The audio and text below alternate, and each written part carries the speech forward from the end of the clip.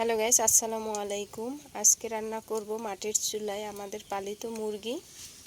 আপনাদের সাথে রেসিপিটা শেয়ার করব। আজকে প্রথমে দিয়ে দিলাম তেল, পেঁয়াজ বাটা,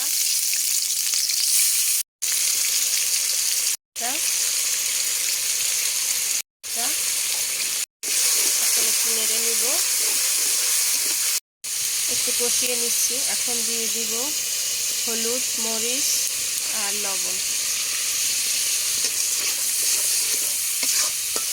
এখন আমি একটু কষিয়ে নিব। এখন দিয়ে দিলাম এলাচ দিয়ে আমি কষিয়ে নিব। মাংস দিয়ে কষিয়ে নিব।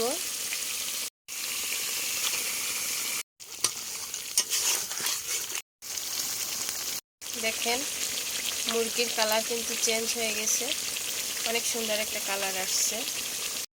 এই যে আমার মুরগির ফাইনাল লুকটা দেখেন, অনেক সুন্দর হয়েছে।